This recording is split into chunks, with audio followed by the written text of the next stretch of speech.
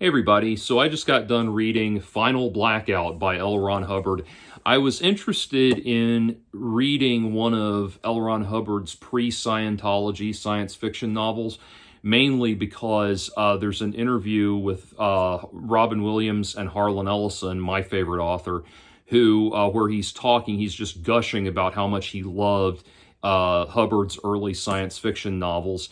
And so I was particularly curious because of that, and in that same interview, that's the same interview where Ellison talks about being there at the dinner party where L. Ron Hubbard and a few other science fiction writers actually created Scientology just as a fun thought experiment over dinner.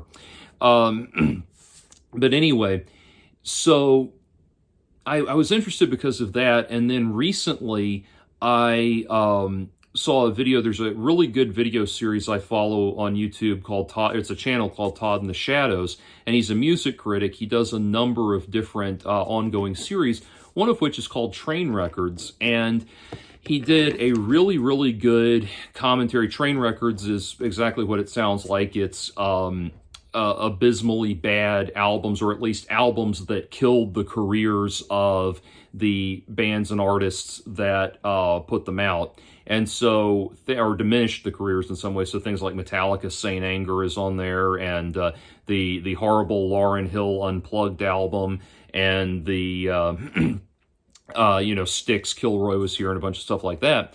More recently, he did a Train Records episode on an album called Mission Earth by Edgar Winter. And that album was based on it's a concept album based on the epic 10-volume final novel series of L. Ron Hubbard of the same title, Mission Earth. And Hubbard had commissioned Edgar Winter to write and record the album before he died. There's conjecture about the Scientology. The Church of Scientology contends that that Hubbard wrote the whole thing and Edgar Winter was just the arranger and the performer. But I don't agree with that because it's remarkably sophisticated music in contrast to everything else Hubbard put out as a musician. I mean, listen to his soundtrack album for Battlefield Earth and tell me if you think that's the music of somebody that could write something on par with what Edgar Winter delivers with the Mission Earth album. Well, I actually really liked, from a musical standpoint, I really liked the Mission Earth album, even though it's ridiculous and surreal because it's infused with all of this L. Ron Hubbard Scientology stuff. Musically, it is really good, and I actually really got into it. So I was curious to check out one of Hubbard's pre-Scientology science fiction novels because of those two reasons. And Ellison highly recommends, in that interview, Ellison speaks highly of Final Blackout. And then that's the novel that other people have been recommending. I cast out on various internet forums for recommendations of Hubbard novels, and the two novels that came up that kept coming up were Fear and this one, Final Blackout. Fear, interestingly enough, this book, it's actually extremely short. Like only about the middle third of this volume is the actual novel, and then they have a glossary of terms and a long preface and but then the final and a biography of a short biography of L. Ron Hubbard, and then that makes no mention of Scientology whatsoever. And then a preview of Fear. So Fear is highly like a chapter preview of Fear. Part of me is curious to read Fear. Part of me is pretty much done because this was absolutely agonizing to try to get through. And Todd in the Shadows, he read the first Mission Earth book to get ready for that episode, and he had the same thing. He said that that book is absolutely unreadable. The only L. Ron Hubbard novel that you really are able to find in bookstores now is Battlefield Earth, and I've had people tell me that Battlefield Earth is the rare exception, that's the horrible John Travolta movie, which I've seen, and it is abysmal. That movie notwithstanding, the book is actually really good. People have told me that. But the thing is, it is a cinder block of a book. And, it's right up there with like Atlas Shrugged and Stephen King's It and all of these others as just being a cinder block. just a doorstop of a book. And so I wanted to get into something after, of something before Scientology as well. So anyway, all of that preamble aside, I got into this. By the way, I found this book at a used bookstore and I wanted to find it at a used bookstore because, believe it or not, all of L. Ron Hubbard's novels are legally registered as sacred texts of the Church of Scientology, which means that they get the money. Scientology gets the money for the sale of all of his fiction. And so I just was not, obviously don't want to give the Church of Scientology any money. Also, this book, it says it was put out by Galaxy as the publisher, but this book was probably put out by Scientology. And the reason I say that is because years ago, probably about 10 years ago, I was at Dragon Con in Atlanta, here in Atlanta, and I walked up to this table of one of these booths, and it was a table for this new upstart publishing company that was republishing all of L. Ron Hubbard's old classic novels. And they said, they were very clear as they were giving me the elevator pitch of what they were doing. They said, we're not affiliated with the Church of Scientology. We're just we just love L. Ron Hubbard's old books, and we're trying to get them back out in print. And I said, well, I know that I know that the church gets all of his estate, so doesn't that mean the money's still going to Scientology? And they started hemming and hawing about the answer, and I just walked off.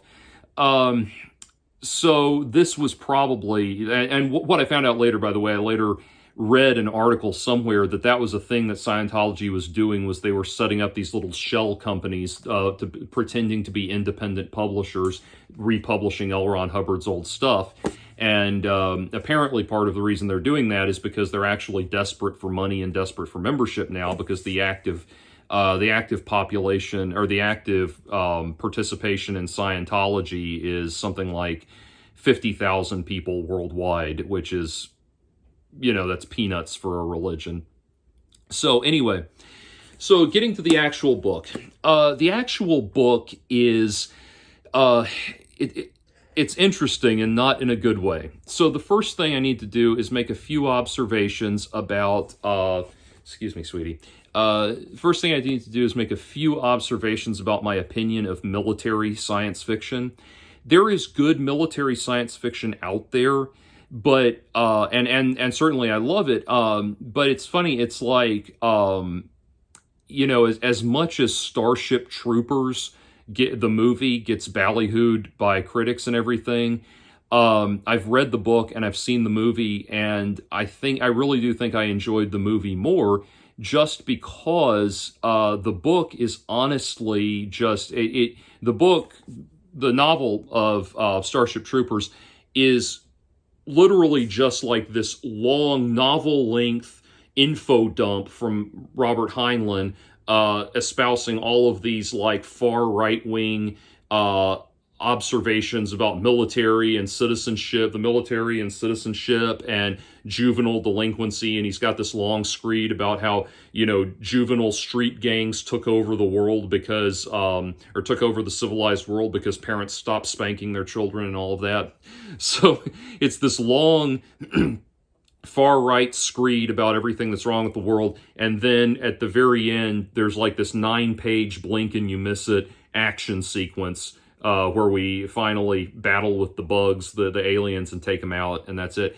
And the thing is, I still was fascinated by reading the Starship Troopers novel. There's a lot of interesting ideas in there. There's a lot of interesting world building and that sort of thing. But the actual military action is very sparse. And that is one problem I have with a lot of military science fiction, is that it just turns into a right-wing info dump. It's like a Bill O'Reilly or Ann Coulter screed with some futuristic action elements thrown in. So there's a lot of stuff like that. The other problem I have with a lot of military science fiction is that it's written without any sense of romanticism. There's no passion for the world that we live, the world that we're inhabiting. There's nothing drawing you into the story. There's no setting of the scene. There's no beautiful prose to articulate, what we're, the world that we're experiencing. There's nothing that would make you say like, wow, I wish I was there. That whole romanticism is just not there, and the character building tends to be very dry and stereotypical. When I say stereotypical, I don't mean like racially stereotypical or something like that, but it's just like the the characters tend to follow very kind of very predictable roles, and you kind of it just feels like you're reading about characters that you've already, if you've seen movies like Top Gun or something like that, Top Gun, or a more serious film like Platoon or something like that. You feel like you've already encountered these characters, and they're just like filling in the gaps with characters you already know. So there's not really a lot of character development.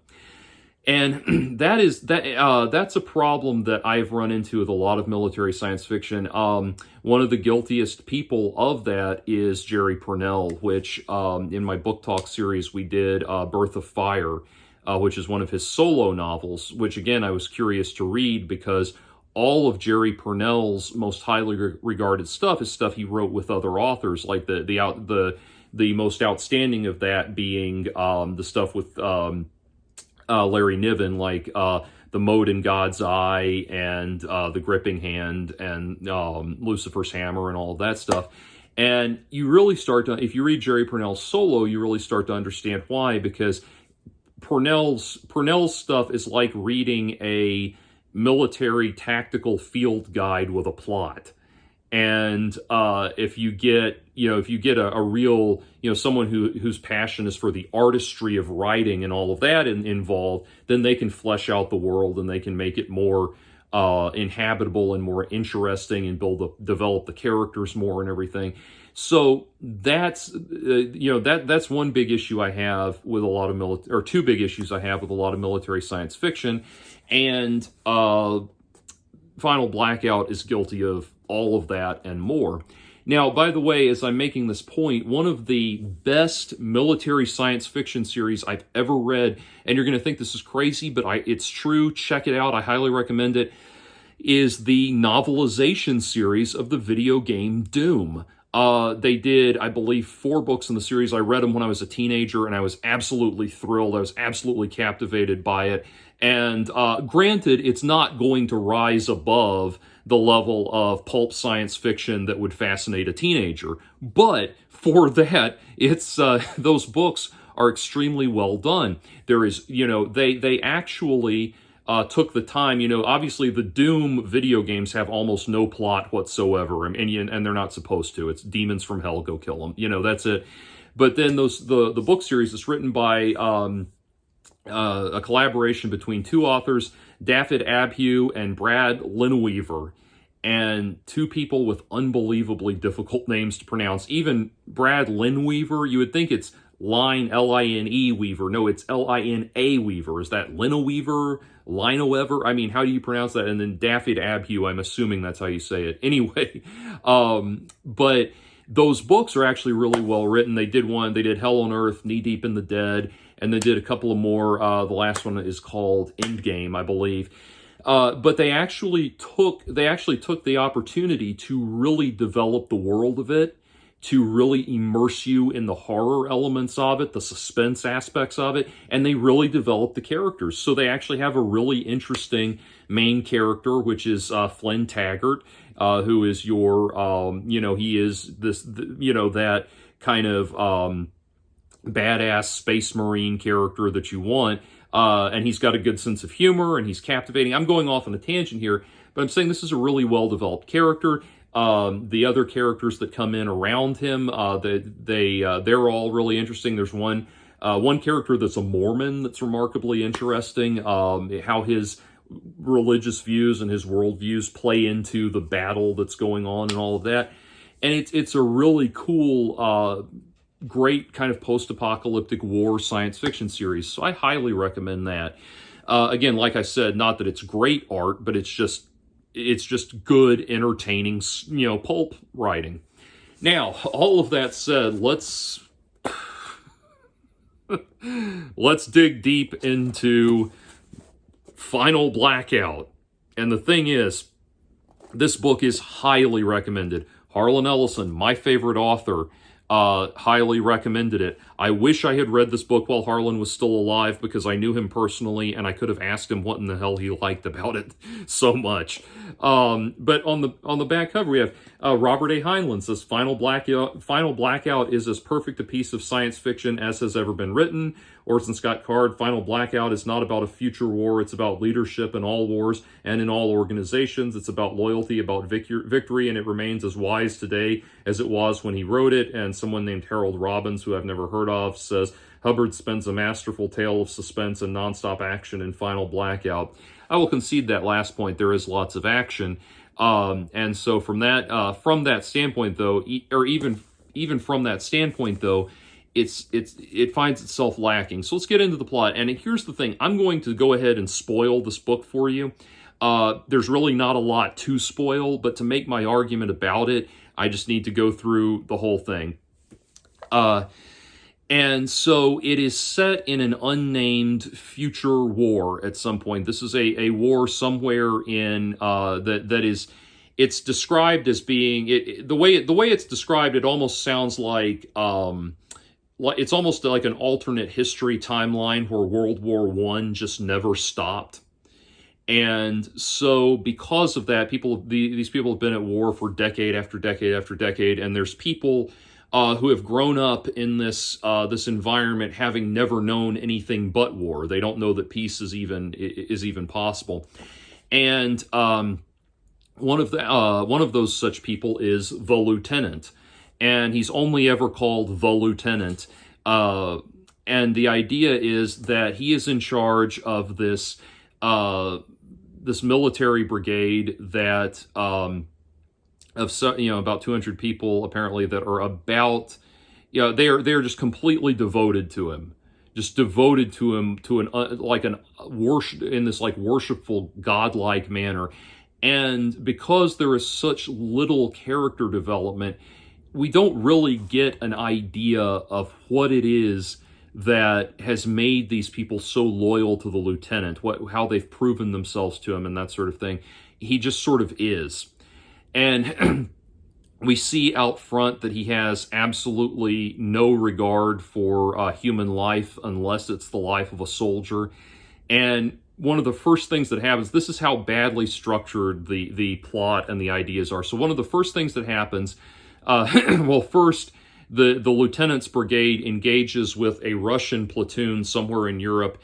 They engage with a Russian platoon, and after the platoon is defeated, the commander of that platoon comes up and he just has to meet the lieutenant and shake his hand because he's just so honored to have been conquered by the lieutenant. And, it's just, the lieutenant, oh, wow. And then this other soldier, this soldier that they don't know from some abandoned platoon, comes staggering up to them and tells them, hey, I've got this opportunity for you. I need your help and all of this stuff. And then the lieutenant looks at the guy and realizes that the guy is showing symptoms of something called soldier sickness, which is apparently some kind of sickness that's resulted from highly contagious sickness that's resulted from trench warfare and all of that. And so he immediately kills the guy on the spot. And everybody's like, "Whoa, Lieutenant, are you sure that was a good idea?" And he says, "Yes, that was an amazing idea." And they're all like, "Wow, Lieutenant, that was an amazing idea." And it's that shallow in the writing. And what's interesting is they talk about this soldier sickness thing. And apparently in the context of the story, they say, we don't know it. The lieutenant's like, we don't know anything about it, except we know that it's transmitted from dead corpses. Well, why did you kill him if it's transmitted by corpses? And so that's one plot hole after another. Here's the next thing they do is they're traveling through the wilderness, and they come upon this small town, this small village that was initially under martial law, and it's been taken over by some kind of left-wing, limp-wristed communist faction. And Hubbard goes to great lengths to tell us, to impress upon us how incompetent this kind of communist, socialist little commune, almost hippie commune that's taken over this village. He impresses upon us how incompetent they are. There's a scene where the lieutenant is walking towards the village, and they're trying to shoot him, and they can't hit him. And he eventually lays down on the ground on his back to mock them, and they still can't hit him from that when he's laying down on the ground. And so it turns out in the course of his, he instantly disarms them and takes it over. And it turns out that they've had 31, or I think it's 30 some odd soldiers that they disarmed. They've got them stripped naked and hiding them in a basement somewhere. And it's like, okay, this commune is so utterly incompetent that they can't hit a stationary target. That there's no shooter in the whole troop that can hit a stationary target, but they were somehow able to overpower and disarm 31 well-trained, seasoned soldiers. And it's in their visit to this village that we encounter the only actual female character in the whole story. And she really exists for one purpose, which is to be so overwhelmed with admiration for the lieutenant, just how amazing and incredible he is as a human being, and just in his presence, how amazing he is, that she immediately has to go fuck him. And so the lieutenant, the lieutenant leads his men to this kind of underground safe house headquarters for the British. They're British, by the way, for the British Army, and it's supposed to be this safe house for the British Army. And they go in there, and it's some kind of vaguely described as some kind of underground facility, I think. And you have to understand something. Hubbard and Todd in the Shadows pointed this out about Mission Earth 2. Hubbard does almost zero world building. Like, I was trying to get an idea of how far in the future this is set, because it doesn't actually say. And one of the best ways, or easiest ways, I should say, to figure that out, to suss out how far in the future something is, or is intended to be, is to look at the level of technology that's available within the world of the story versus what would have been available at the time. And there's really not any, at the time of the writing, and there's really not any technology in the story that wouldn't have been available, would not have been available at the time that Hubbard wrote the story, so much so that, like I said, it doesn't feel like science fiction so much as just alternate history. And so I was looking, there was one mention of synthetic tea. I guess that was some kind of tea that's, not made organically. I think there was a mention of like a holodeck or like a hologram thing at some point. And another thing was that the lieutenant is mentioned to have a helmet with a visor on it, which they would not have had, I don't think would have had helmets with visors in World War I. So that was about the extent of the futuristic world building. The rest of it was just completely mundane. And so I never really felt like I was reading anything that that was futuristic. Anyway, getting back to the plot. So they get to this barracks, this like underground barracks, and the lieutenant is informed that he is being relieved of his command. And so the his soldiers, of course, are so devoted to the lieutenant because for some reason the lieutenant is just the greatest thing ever. So they immediately mutiny and overpower the replacement officer, immediately kill him and free the lieutenant. And the lieutenant takes most of the rest of the soldiers that were stationed at this headquarters and heads off with them to go reclaim or to go conquer England. Because the idea that they would relieve him of his command is just unacceptable, and no one ever challenges the lieutenant. And so he goes, he mounts an aquatic assault on Great Britain, on the island of the English island, and wins the battle almost single-handedly. And then then there's a big front door into the there's a big front door into the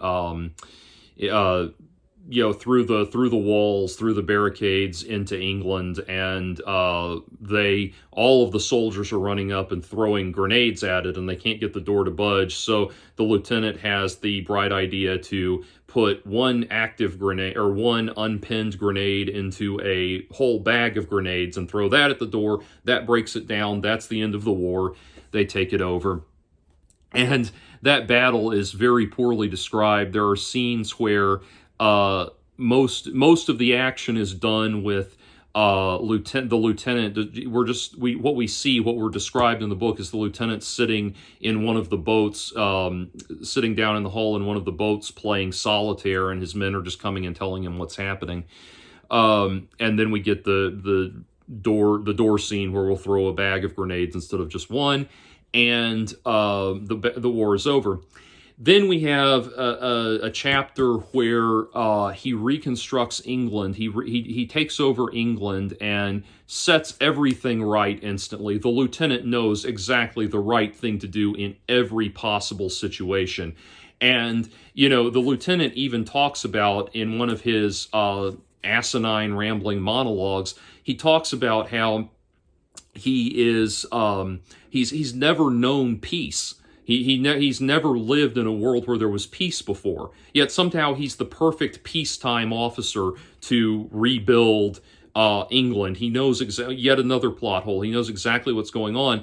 And so he takes over England, but they're very careful to explain that it's not a dictatorship. Because even though it's not a dictatorship, it's not fascist, and it's not communist, because what's happening is nobody is being forced to do anything. It's just that they're all so in awe of the lieutenant that they're willing to do whatever he tells them by choice, because they can see what an incredible person he is, and they are just awestruck by him. And literally, the book even tells us at one point that anyone who disagrees with what the lieutenant wants them to do just has to meet the lieutenant. And after they meet the lieutenant, after they meet the lieutenant, they want to go do what he told them to do.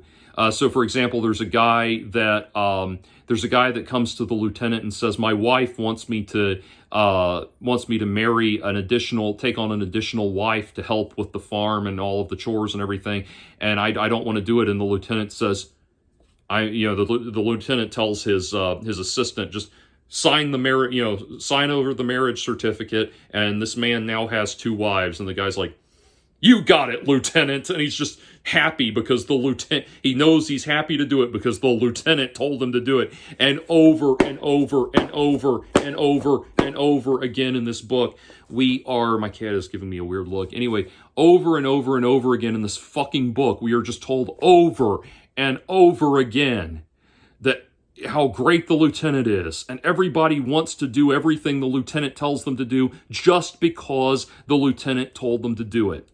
And I start finding myself thinking about the lieutenant from the vantage of what we know about who L. Ron Hubbard was and his creation of the Church of Scientology.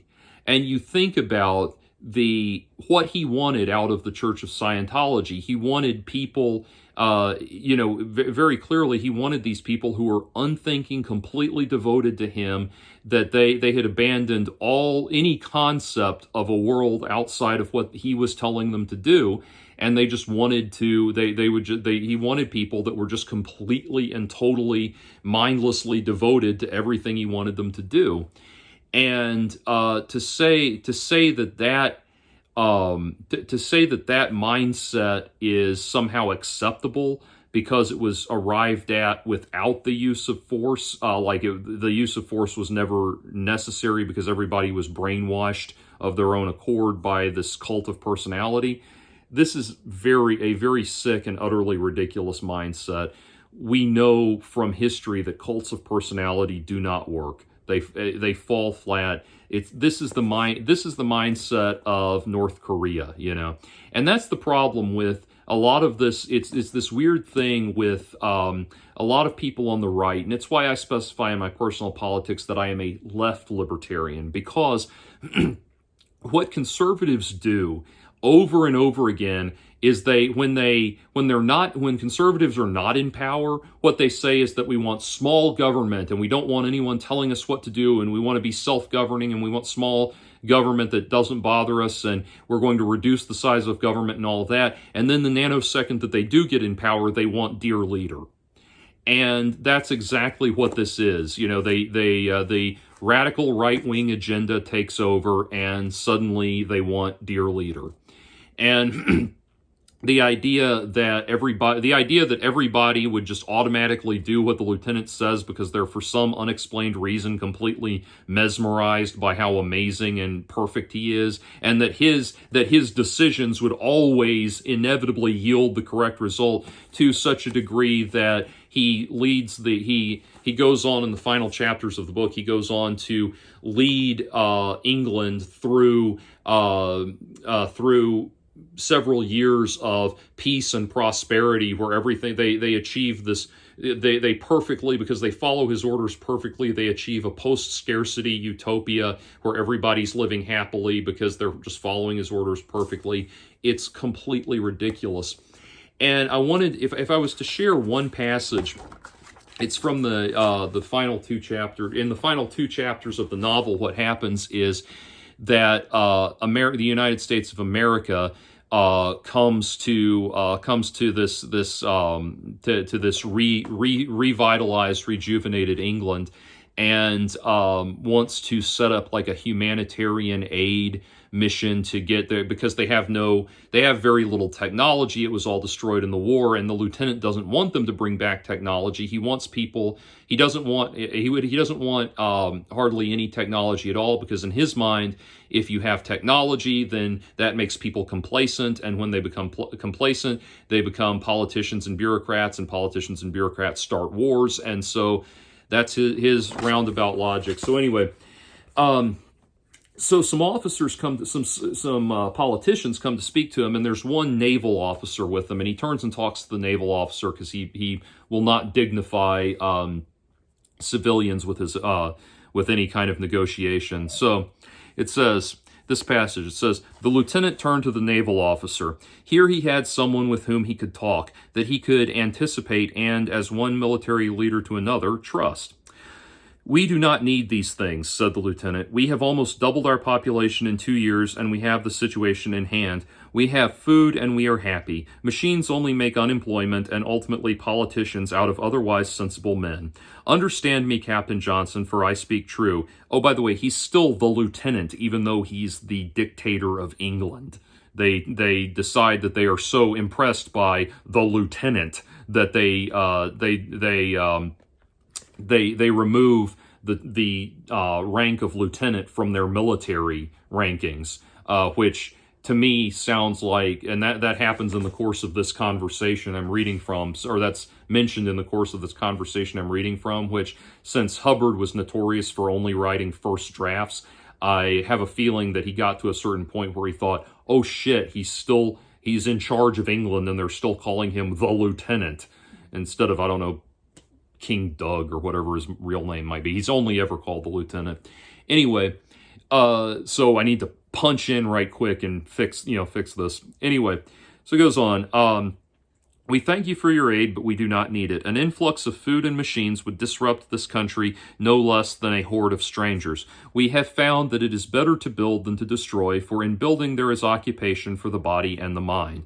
When each man does his best with his materials at hand, he is proud of his work and is happy with his life. Hatred only rises when some agency destroys or attempts to destroy those things of which we are the most proud, our crafts, our traditions, our faith in man.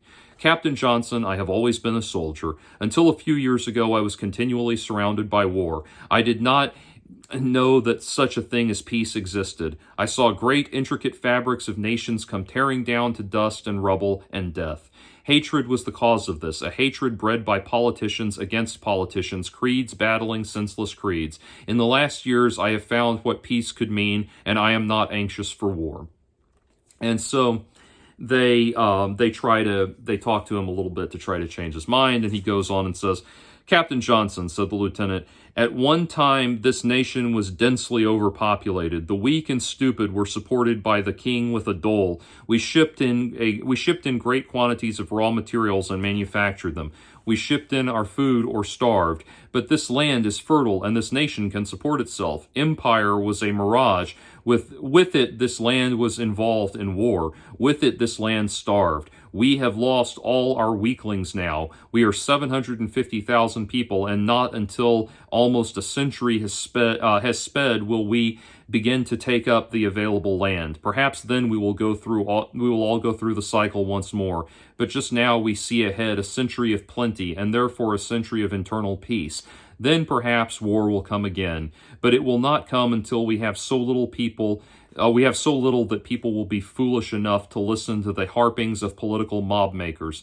A new influx of overpopulation will restore that chaotic stupidity which your civilian friend here calls culture. The only good government is that government under which a people is busy and, as an individual, is valued for himself. Such a government exists. We want no machines, no colonizers, no foreign culture. We are not an exhausted people, but a small, compact band that was strong enough to survive bullets and bombs, starvation and disease. I am neither a politician or a statesman. Yes, you are. I am a soldier. I know nothing of the chicanery which goes by the name of diplomacy. I learned long ago that there is only one way to rule, and that is for the good of all, that the function of a commanding officer of a company or a state is to protect the rights of the individual within the bounds of common good, but never to trifle with the actual welfare of any man or attempt to carry any man beyond his own ability and strength, for to do so weakens the position of all and is not for the common good. A state, gentlemen, is not a charity institution. On this score alone, I cannot accept your gifts. Now, if you please, the interview is ended. I shall be pleased to receive a report from my Sheerness Battery commander tomorrow morning that the horizon is empty. So that's the lieutenant. And what's so weird is, like, even within that, you see Hubbard trying to, like, have his cake and eat his cake and have it too, as the actual saying. He's trying to eat his cake and have it too. And the idea that you set up this world that's so precisely maintained that he can rule by a decree that's enforced by nothing, because everybody just wants to do what he wants, and he's somehow not compromising their individual value that way, or they're compromising their individual identity in any way, shape, or form by having them so perfectly assimilated to his cause and his agenda. And so we see from that roundabout, backwards way of thinking, combined with the fact that this novel is basically hero worship or wish fulfillment for Hubbard. This was the person, the lieutenant was the person that Hubbard wanted to be regarded as with Scientology. He even set up the upper ranks of Scientology as on a seagoing vessel that he commanded, so that he actually could have this small military unit, pseudo-military unit following his orders and everything. And if you look into the history, the very dark and disturbing history of Scientology, you'll know that it was the reality of this nonsense is anything but what Hubbard described, that he was a brutal and vicious leader of his church, that his church racked up obscene numbers of human rights abuse allegations, that it is widely known to be a very sinister organization that completely dominates people's lives. And yes, they have it, ostensibly you can leave whenever you want, but they have it set up in such a way that you're coerced into not doing that.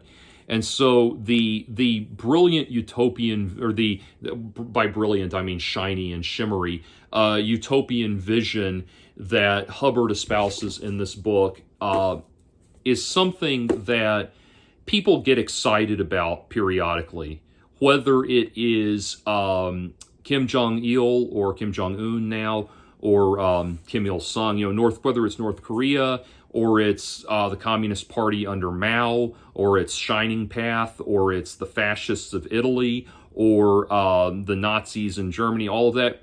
These things people get excited about these like brilliant, amazing, again, when I say brilliant, I mean like shiny, captivating individuals. They get fascinated with these individuals and like, this guy's got the plan, and if we just follow perfectly, it'll work, and we'll, everything will be perfect. It's Scar from The Lion King, for crying out loud. And we know from one collapsed civilization after another that the dear leader attitude just does not work. So again, this very thin, brief, it's really more of a novella than a novel, brief novel that does very little to justify, it really doesn't do anything to justify why this guy is so fucking impressive. It just tells us over and over that he is. So there's virtually no character development in a character-driven novel. This novel is supposed to is supposed to inspire us by this amazing person, but really does nothing to establish why he's such an amazing person, and then proceeds to present us with the absolutely ridiculous notion that everybody just wants to follow his orders because he's so perfect. The ending of the book, by the way, I've already spoiled about 99% of the book. I've literally spoiled everything except the final 10 pages. What ultimately happens is the U.S. reveals itself to not be on a humanitarian mission at all. They're in fact trying to stage a coup and install these previously displaced military officers in charge, put them in charge of the organization. And so the lieutenant mysteriously agrees to all this. He realizes that their army has him outgunned, and so he agrees to it, and he makes them he gets them to sign this agreement in the negotiations that this guy will be in charge, this guy will be in charge, and this guy will be in charge, and once those people die, my guy will be in charge again. This person that's a subordinate to me, realize he thinks he's not in charge of a government, but he has these people working under him that carry out his will as it directs to the people and all of that. But he's not it's not a government anyway.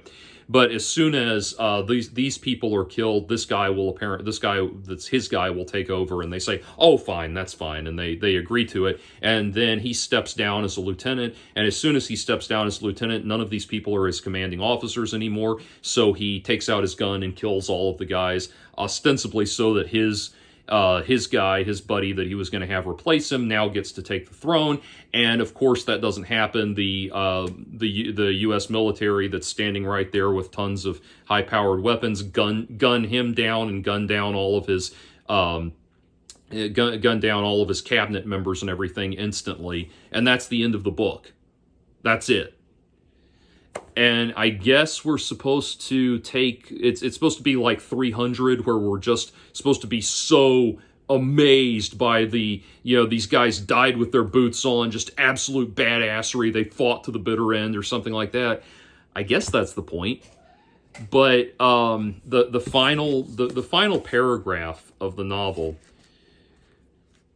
by the way, I think the final blackout, the term is meant to refer to the lieutenant, everything going black as the lieutenant dies. It makes that point that everything goes black for him. So the final blackout is the lieutenant getting killed, sacrificed himself for what he believed in. Anyway, here's the final paragraph after all of that happens. Above the Byward Gate on Tower Hill, that flag still flies. The gold is so faded that only one who knows can trace the marks which once made so clear the insignia of a lieutenant. The white field is bleached and patched where furious winds have torn it. It is the first thing men look to in the morning, and the last thing men see when the sky fades out fades out, and the clear, sad notes of retreat are sounded by the British bugler on Town Hill. That flag still flies, and on the plaque below are graven the words, "When that command remains, no matter what happens to its officer, he has not failed." So I guess what they're saying is now the British people are being ruled by this despotic American empire, but the flag is still there, and you know, they still remember the lieutenant and think he's great. So again, if there is anyone, I'm going to post this on some some SF forums that I follow and everything. If there's anyone that can explain to me what is so fucking great about this book, I would really like to know.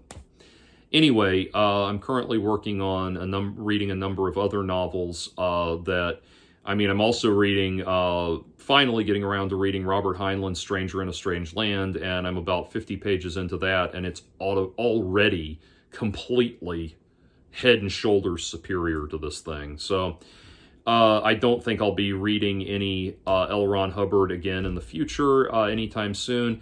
I don't recommend this book. The only context in which I would recommend this book is if you are genuinely interested in reading just finding out what Hubbard's writing was like pre-Scientology, and also just getting a very haunting and kind of a very haunting foreshadowing of the kind of person that Hubbard would fancy himself to be when he eventually created Scientology. So there you go.